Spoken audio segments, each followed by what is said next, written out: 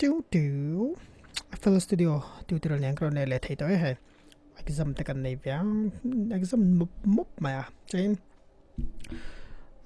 kan video te rai do to nang tran ngal mo bob ma nga he tun video tan hang compressor so ka do chain hem pa hiam I vocal mixing ka stock plugins mang khan miron zot kan ma kha kan khoi chau pa do na chu chuin pa jang compressor ron so fi nan he video kron mang lok to ni chain I nge compressor chu kan ti chuan I compressor ani tile tak me hey in munga vocals noi mi hey vocals ania chung mi track kan ta chuan ai hete ka channel rek a khan om ta chain mixer ka da lok sa ve ka hey hey kan na pakhat project ania ani po hi FL ka zirtir vet thin thau khane tir khamo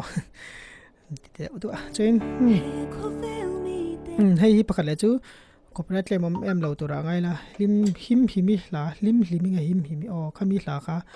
ania I jo texture mar pho kha kan house saber dikha cover ka project khan no cm ve ta chu hey vocal sa hian ama saberin I ka vocals ki awave kin munga te hlomu tuk ta ni hey hetla track ngai to zon chuwan chong ki ka tilian do na chuwan chong compressor ka mang don ta ni ma saber a chon join slot 1 ki vocal si mixer F9 vocals ki katlika join ki achung best dot one ki right click nga dynamic ka fruity limiter here join ki limiter ndai me masem ala zawlo hai limiter hi compressor ka dang join hemi hi kati de khar chan chu he thil hi athate mem na chu kan thil compress kha mitin kan mu thei ta ni hita hen enge na ana tho kha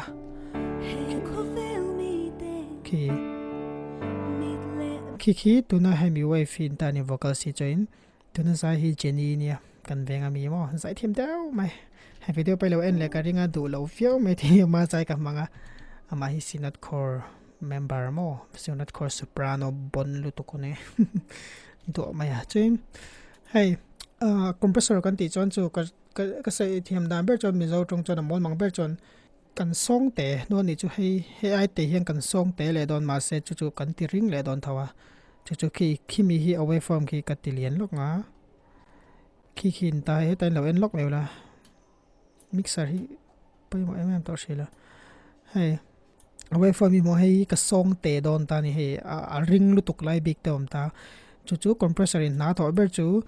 I tekinan tu ni mi ke tlai ge ni nem ring tai la a ring lai kha ron ring vakanga chain a zoi lai kha zoi nga hei beng kha kham lu tuk ton ta ni kha tianga tang khan compressor chon na lo tho ber chu kingau ki a shoot roll don ni chu mo hai a sang lai hi an yam ho roll tor hian a shoot roll don chain away fi ending ain chen ve da pu to don tinan chu ama sabera chon threshold kan ti ta compressor a chon nge threshold kan ti chon threshold chu compressor in na tho tan na tur lai kha khan ta ni chon threshold ke ka left click anga ka potla chinang join hei db na kalta ni maina sin join hei he tai tla hi value ka soire re kan tla hi a value lan nan ni fela chon chu tla hi angel lo ne impo pa hian join tuna hian minus 12 db ve hen ka da china ka play nga ki kan la compress phalo ni away fi te ro lu to ka join hei hi a volume je chu I compressor in na tho na tur khani ber me chu mo chu I ki tikhian ki ka la he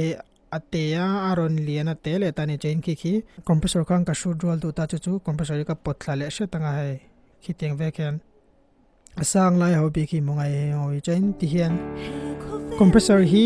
na la thok chong lo ta ne kan compress du na lai chin kha tikhian ka set phot ta ni he compress na tangai view me ki join chumi ka kimi compressor takhi kimi ki hey hemi threshold kan siama line pol chunglam pangsong ki kimi ki low nem zoi turin ratio ka kan mo mole ta ni chu mo kan compress tu za kha hai a ring ho bi kan ti zoi du kha khami kha a ratio kan siam le ngai ni choi ratio hi teng kan ne manga kan nem fak chinang ki diken ka play le nga ki ka pausang hai a pol hi me mat lai poli a pol ki ratio na tho chun ta ni choi ratio kan da full chinanga hey tamine hen an chin ro ki a compress tam lai je ke mo ka ku ang ki ngai khelo ma se tu na hian 4:1 veling ka danga chain pakhat tom le chu attack hin ta ni attack khi kan ti chon hei attack speed kan ti teu thin kher ta chen attack kan ti chon threshold aron kal chia again alo reduce mo hei alo ti niam wat tura achak zong khan ta ni hei hemi ratio ina tia anem niam tura ti ho ga ratio khan attack kha vasil ni ber me chu hei hemi hi hei hetami hi imonga hei hetaron chokla hei hi attack speed chun ta ni chen attack speed hi kanem vak chinanga kan play liang afuni khi a compress zeu tani attack speed ki amuang tuk tinan chu them hai a threshold ratio kha khami ya hei apol chunga hemi pi kho ari kan ti zoi du ho kha awak khoi man lo meu lo ni chu vocal sa hian attack speed hi arang lama piang apoi arang ti khan a number claim a piang hi arang ti na o millisecond ni na kalwang khan chen zero khachuk tmm big level tro shed vedonan buana kandang 1 millisecond o waki 1 o 1.01 chen ki tikhian ki ani do mai tani compressor atangkai ho zol big chen release kan ti chon hei hemi kan compressor atop muk tur ven nang khan ente kan tiang a sustain veng deni cho hela alo ti thluk ve do tu turang kha hei kati hei tinan khiti za ke kan compress ta ni chen khimi kan compressor don recover le to khan release ke kan ma body ber mai chu ka soi fe mo ko shelo tian tuna ki kan compress na view mattress so tikhinula minus 26.8 dB vel de ne chen hei vocal zong ati kherlo to rania wave lian sa hawa chon hei helai vel te aron thlenga chawa chon threshold te hi chang chon tlai vel thleng cha man jang te umta chen ratio te hi 2:1 ti cha te man ngai chang umta chen tuna tam big chon compressor kan shed nan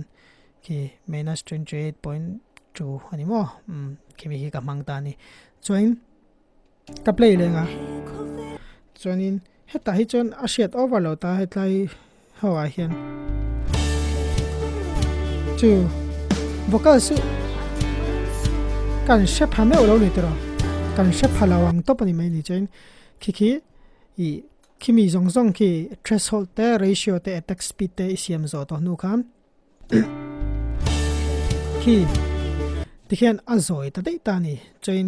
makeup gain an tile ta kan compress zo hian chu makeup gain kan ti chong kan ti ring le don ti na makeup gain mo kan compress zo ovek nu khian kan ti ring le don chu i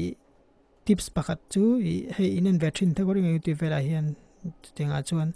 i professional ho iran straight lang pui ken chu hei ka compressor hi ko vlog nga ka play lo kang ki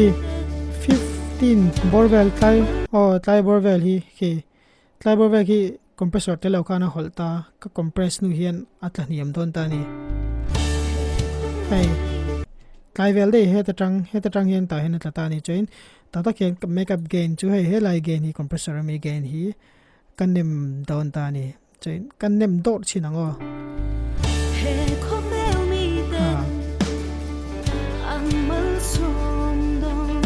chu tikhan I china ka soyang khan hemi threshold te ni te ratio te hi cm lo la chu makeup gain va khoi ngot khan na thok don lawa chan chu a ring kharon ring vak nga azoi le tho don a chain benga kham don ta ni mo chu an chon I compressor chon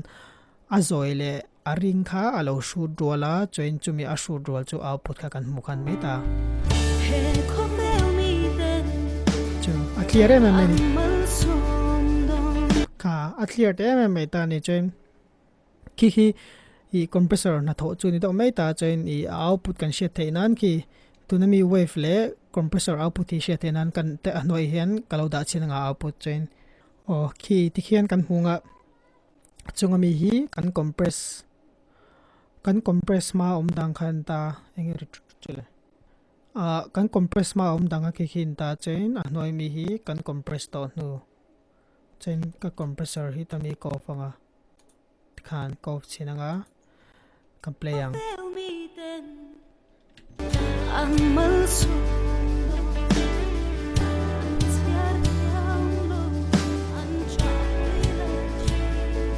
ki compress nu track nen ki compress nu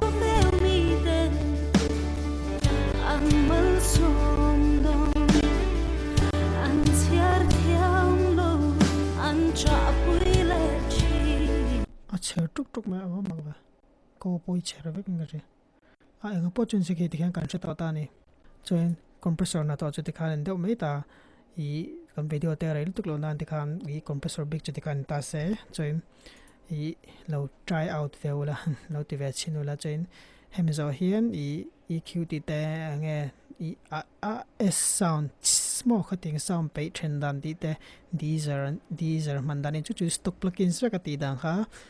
credential vessel ตอนจนเนี่ยจนให้ฮีเงี้ย compressor ก็เทียมมันตัว credential via พุทธจนเนี่ยฉันจะไปหมดมา compressor มันเทียมมีแต่ขันนังมันนินเรา experiment เวลละยังไงมาเชื่อใจเลยจนวิดีโอเล็กกันบุเล่ทุกตอนเดียวจะไฟจงอาศัยงงกลัวไหม